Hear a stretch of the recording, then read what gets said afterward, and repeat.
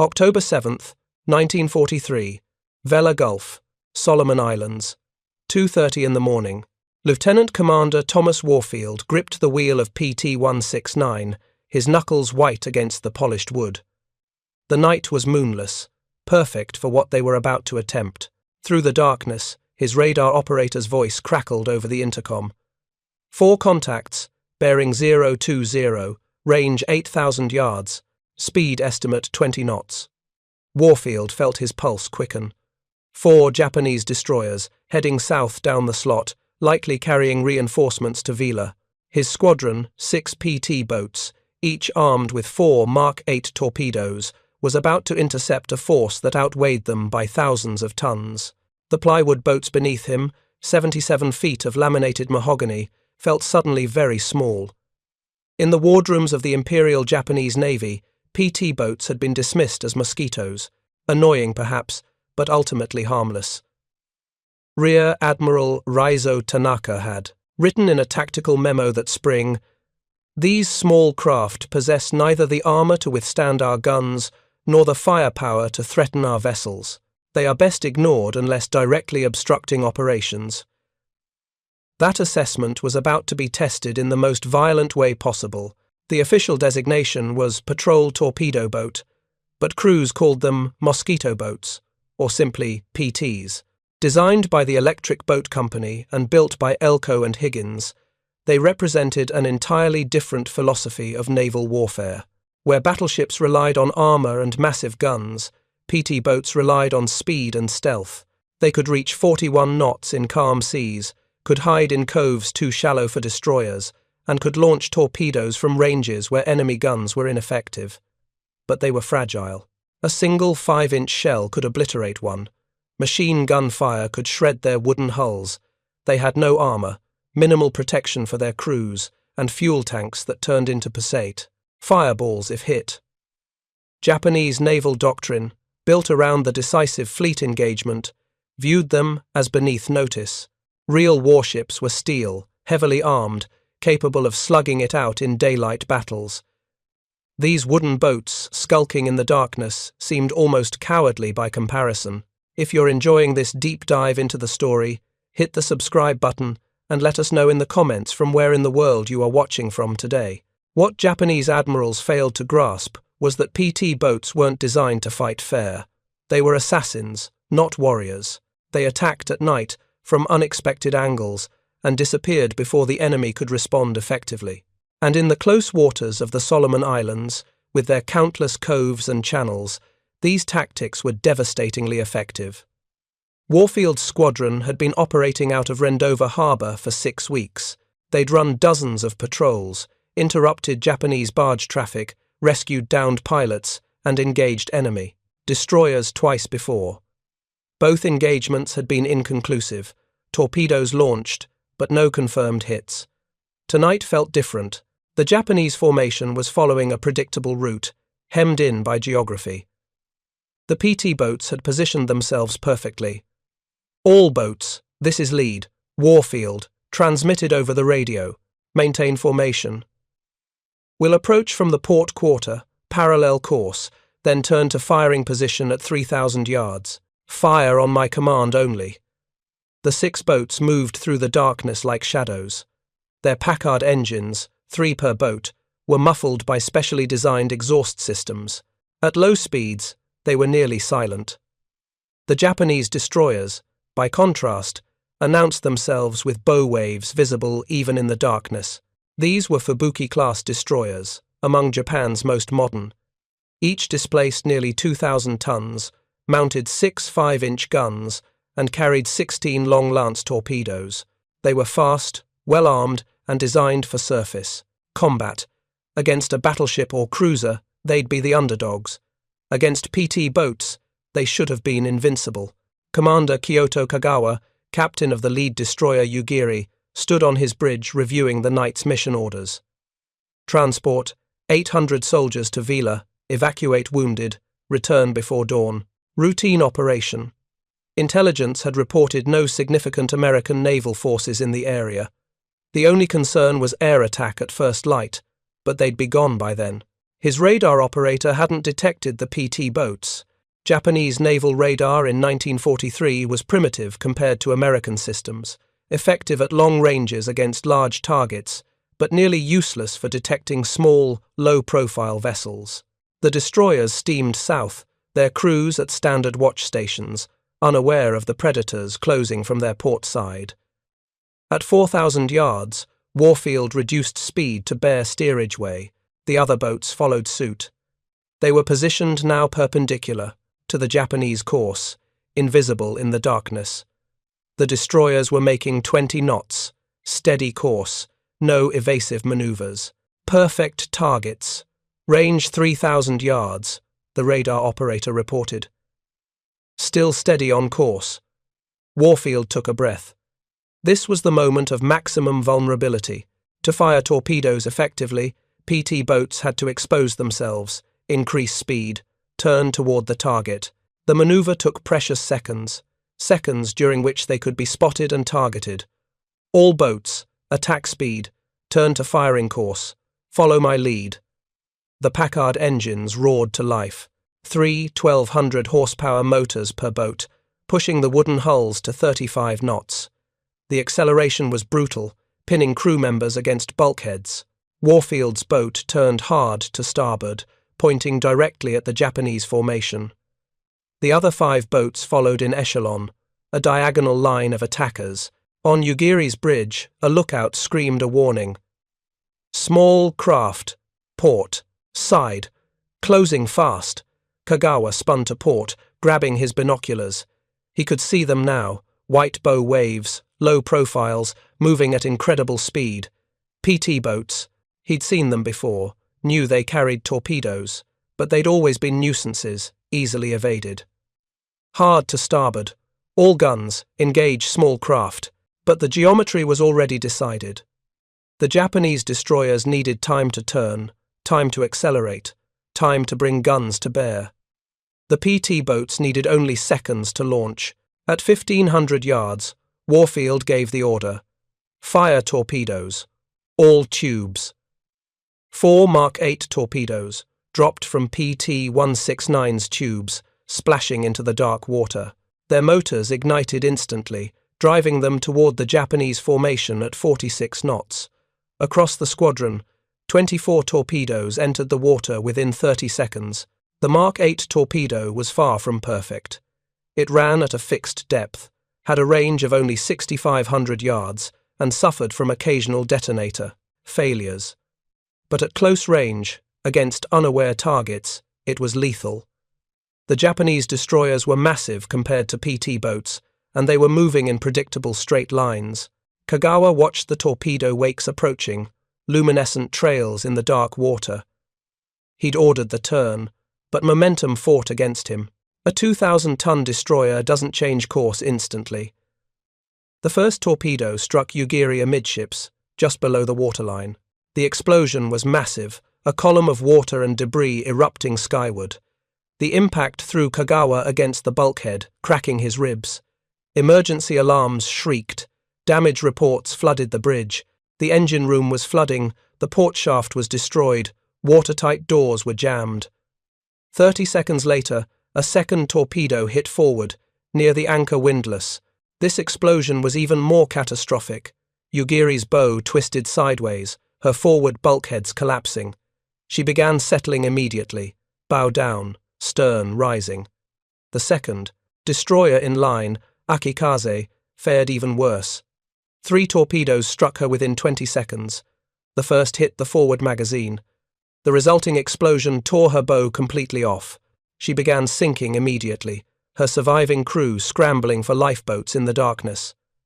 The third destroyer, Isokaze, managed to evade the initial spread by turning hard to port.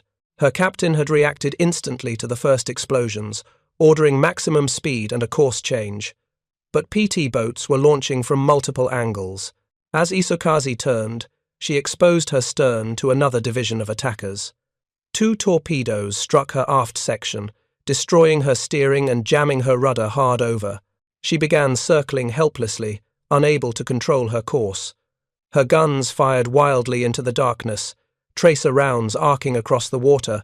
but the PT boats were moving too fast, changing course constantly. Hitting them was nearly impossible.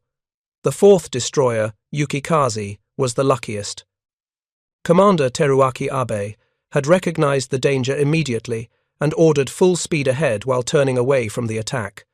Several torpedoes passed astern, missing by yards, but Abe knew his formation was destroyed. 3 of 4 destroyers were either sinking or crippled. His own ship was alone, surrounded by attackers he could barely see. "Signal all ships," Abe ordered. "We're withdrawing north at maximum speed. Survivors will have to be recovered later." It was the only rational decision, but it meant abandoning hundreds of sailors in the water. Yukikaze turned north and fled into the darkness, her guns still firing at shadows. Warfield watched from PT-169 as the Japanese formation disintegrated. Where there had been 4 warships steaming in formation, there was now chaos. 2 destroyers were clearly sinking, their hulls illuminated by fires. A third was circling helplessly. The fourth was running north at high speed. "All boats, cease fire, reform on me." The engagement had lasted less than 20 minutes, from first torpedo launch to Japanese withdrawal. As dawn broke, the extent of the destruction became clear. Yugiri had sunk by 0300 hours, taking 240 crew with her. Akikaze went down even faster, her entire forward section destroyed. Only 63 of her crew survived. Isakaze, crippled and unable to steer, was scuttled by her own crew at first light to prevent capture. They'd managed to evacuate most of the crew to small boats before detonating scuttling charges. Of the 4 Japanese destroyers that entered Vella Gulf that night, only Yukikaze escaped. 3 were destroyed, over 600 sailors killed or missing. The PT boat squadron suffered no losses. 2 boats sustained minor damage from splinters when Japanese shells exploded nearby, but no crew members were seriously injured. In Rabaul, Admiral Tomoshige Samejima, commander of the 8th Fleet, read the after-action reports with mounting fury. How had 3 destroyers been sunk by wooden boats? The reports mentioned surprise, darkness, effective use of torpedoes. But these seemed like excuses. Destroyers were supposed to be able to defend themselves. "These PT boats," Samejima demanded of his staff. "How many torpedoes do they carry?" 4 per boat, sir, 8 in some configurations." "And their armour?" "They have no armour, sir. They're constructed of wood. Even machine gun fire can damage them critically." Samejima couldn't reconcile this information with the results. Wooden boats, lightly armed, had destroyed 3 steel warships in minutes. The mathematics seemed impossible, but the sunken destroyers, the casualty lists, the survivors' testimonies, all confirmed the same story. The PT boats had achieved tactical surprise, launched torpedoes from close range, and disappeared before effective countermeasures could be implemented. What Samejima didn't fully grasp was that PT boat tactics were specifically designed to exploit the weaknesses of large warships in confined waters. Destroyers were built for fleet actions, for speed and firepower in open ocean engagements. Their guns were designed to engage targets at ranges of 10,000 yards or more. Their search systems, both radar and visual, were optimized for detecting large ships at long distances. PT boats operated inside that envelope. They attacked from 2,000 yards or less, often much closer. At that range, large naval guns couldn't depress far enough to hit low-profile targets.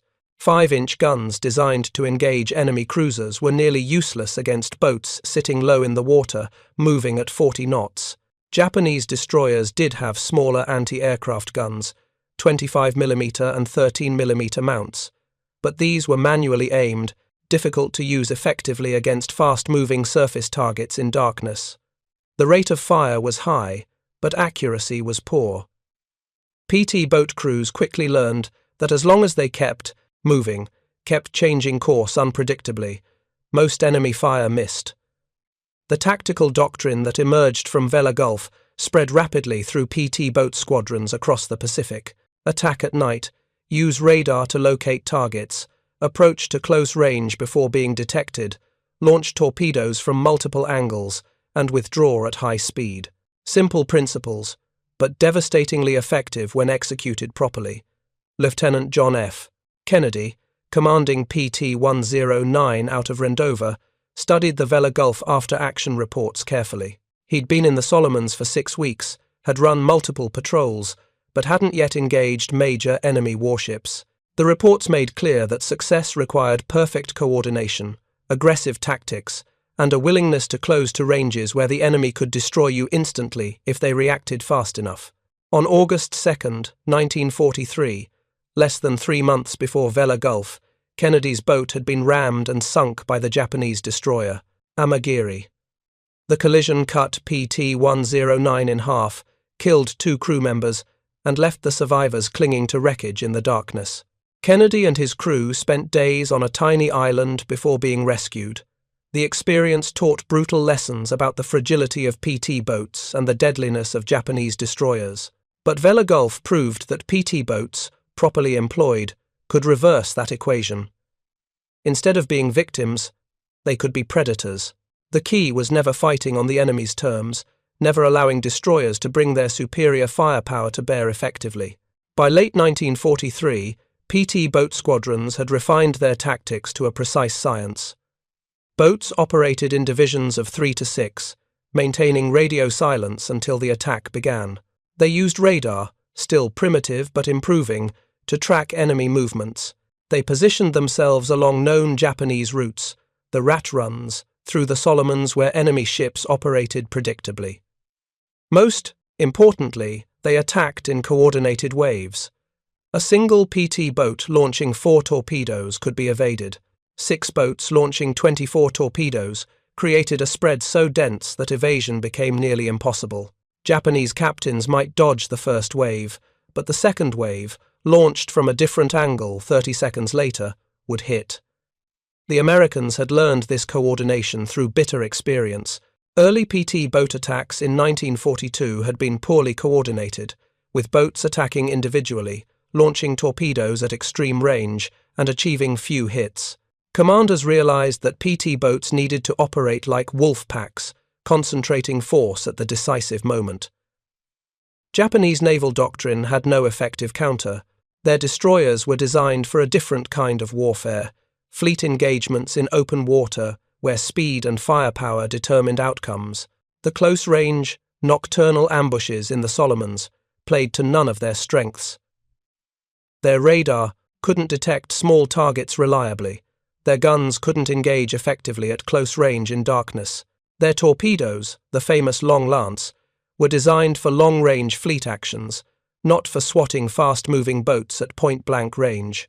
Commander Tamechi Hara, one of Japan's most experienced destroyer captains, wrote after the war about the frustration of facing PT boats. They were invisible until the moment of attack. Our radar rarely detected them.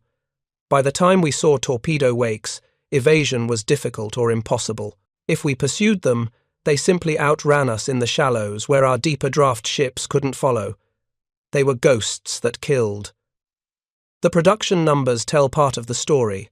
By the end of the war, the United States had built over 500 PT boats. Some were lost to enemy action, accidents, or worn out from operations, but at peak strength in 1944, over 300 were operational across the Pacific and Mediterranean theaters. Japan built exactly 0 equivalent vessels. They had fast attack craft, small boats armed with depth charges or light guns, but nothing comparable to PT boats in terms of speed, armament, and tactical flexibility. This wasn't an oversight. Japanese naval philosophy simply didn't value small craft operating independently. Their doctrine emphasized concentration of force, large formations of powerful warships operating together. Small boats were for coastal defense or auxiliary roles, not for offensive operations against warships. The Americans, by contrast, recognized early that the Pacific War would involve operations in confined waters, around islands, in channels where large ships were vulnerable. PT boats filled a niche that destroyers couldn't. They could operate in shallow water, hide in coves, move through reefs that would tear the bottom out of a destroyer. By December 1943, Japanese destroyer captains, operating in the Solomons, did so with mounting dread. Rat runs had become killing grounds. Every night, mission carried the risk of PT boat attack. The darkness that had once provided concealment now hid attackers. The narrow channels that offered the shortest routes to resupply besieged garrisons had become ambush sites.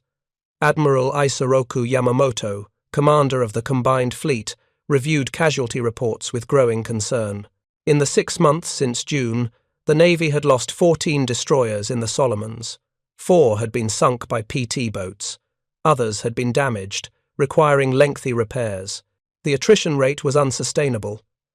"These small boats are destroying our logistics," Yamamoto told his staff.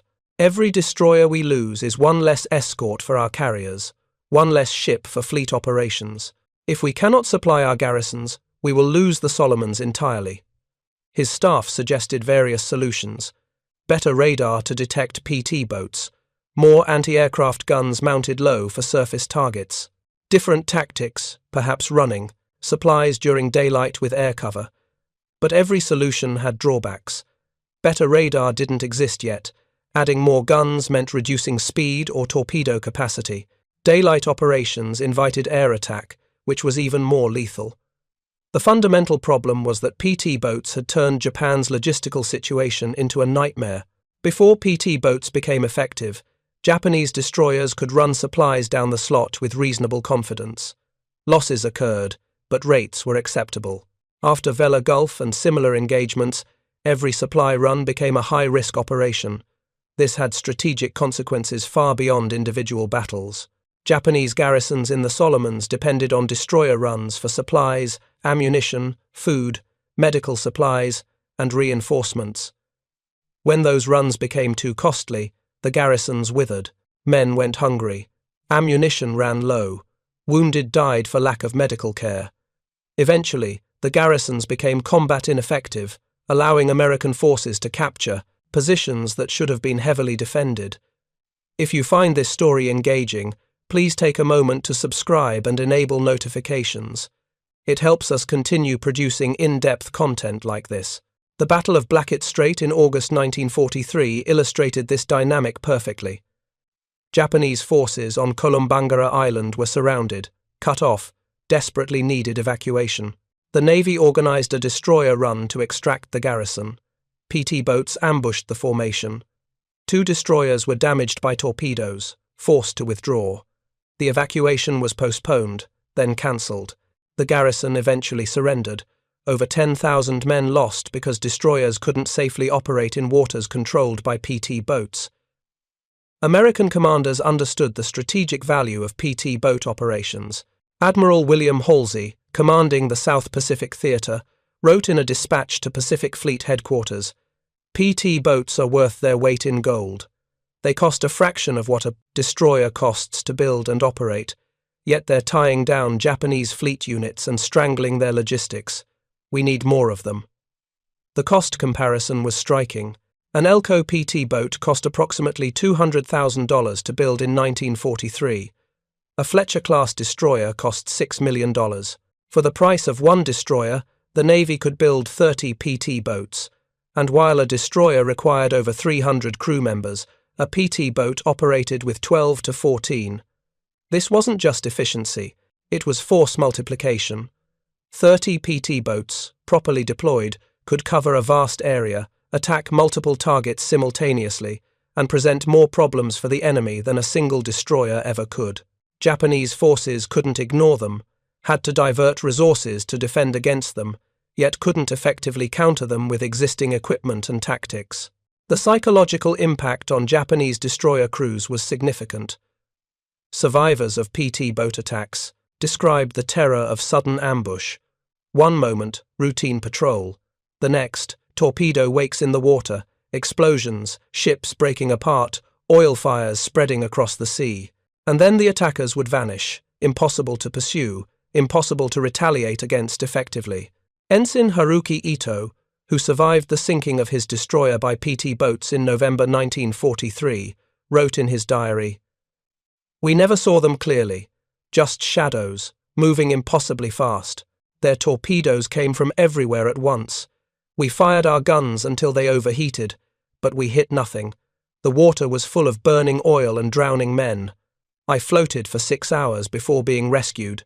The entire time, I expected those boats to return and finish us.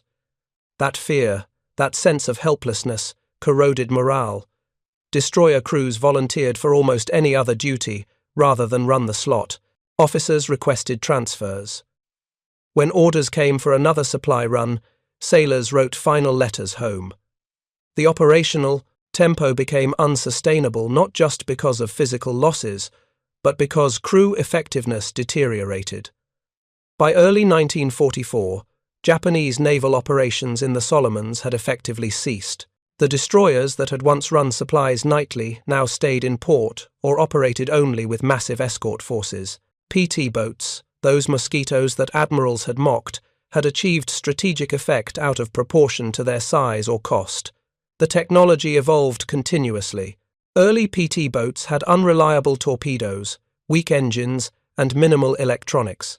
By 1944, they carried radar, improved radio equipment, more reliable Mark 8 and Mark 13 torpedoes, and more powerful engines. Some were equipped with rockets, heavy machine guns, even small cannon for surface engagements against barges and small craft. The crews evolved too. Early PT boat operations were often chaotic, poorly coordinated, with boats attacking independently and achieving limited results. By mid-1943, squadron commanders had developed sophisticated tactics. Boats worked in divisions, coordinated attacks, used radar to position themselves perfectly, and withdrew in organized formations rather than scattering. Training became more rigorous. PT boat crews trained in Melville, Rhode Island, learning navigation, torpedo tactics, radar operation, damage control, and night fighting. The emphasis was on speed, aggression, and teamwork. Individual heroics were discouraged. What mattered was the squadron acting as a coordinated unit. Commander Robert Bulkley, one of the most successful PT boat squadron commanders, emphasized this in training. You're not trying to sink the enemy by yourself. You're trying to put torpedoes in the water where the enemy is going to be. If your division puts 24 torpedoes in the water simultaneously, somebody's going to hit. That's mathematics, not heroism. The Japanese never developed effective countermeasures. They experimented with various solutions. Some destroyers were fitted with additional searchlights, but using searchlights at night made you a target for everyone within visual range. They tried depth charges, but PT boats operated on the surface, moving too fast for depth charges to be effective. They tried coordinating with aircraft, but finding small, fast boats at night was nearly impossible even with flares. The most effective Japanese counter was simply to avoid areas where PT boats operated, but in the Solomons, that meant avoiding the primary supply routes. It meant abandoning garrisons, yielding control of the sea, accepting strategic defeat. Some commanders did exactly that, arguing that losing destroyers attempting resupply was worse than losing the garrisons themselves. Admiral Matome Ugaki, Chief of Staff of the Combined Fleet, wrote in his diary in January 1944, "We can no longer operate effectively in restricted waters where these fast attack boats control the night. Our destroyers are too valuable to risk in such operations. We must accept that the Solomons are lost and concentrate our forces elsewhere." That decision, driven partly by PT boat operations, marked a turning point in the Pacific War. Japan's defensive perimeter contracted. Islands were abandoned. The advance that had seemed unstoppable in 1942 was now a retreat, and wooden boats, dismissed as insignificant, had played a measurable role in that reversal. The human cost was staggering. Over 3,000 Japanese sailors died in PT boat attacks during the war. Hundreds more were wounded or captured. Dozens of warships were sunk or damaged. The material losses included not just the ships themselves, but the supplies they carried, the troops they were meant to evacuate, the missions they failed to complete. For the Americans, casualties were far lighter. PT boats were dangerous to operate. 53 were lost to enemy action during the war. Over 200 crew members were killed. But compared to the destruction they inflicted, the exchange rate was extraordinarily favorable. Lieutenant Commander Warfield, who led the attack at Vella Gulf, continued operating PT boats until the end of the war. He survived multiple engagements, sank or damaged 6 Japanese warships, and received the Navy Cross for his actions. In post-war interviews, he was asked how wooden boats managed to sink steel warships. "We didn't fight fair," he said simply. "We attacked when and where the enemy was vulnerable. We used darkness, speed, and coordination. We hit hard and ran before they could respond." It wasn't about courage or superior equipment. It was about understanding what we could do and exploiting it ruthlessly.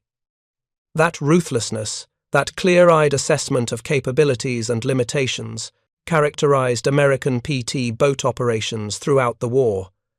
Commanders never tried to slug it out with destroyers in daylight. They never attacked when conditions weren't favorable.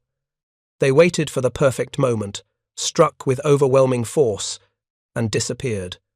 Japanese admirals, trained in concepts of honor and decisive battle, struggled to counter this approach. It seemed almost unsporting, attacking from darkness, fleeing before the enemy could retaliate. But war isn't sport.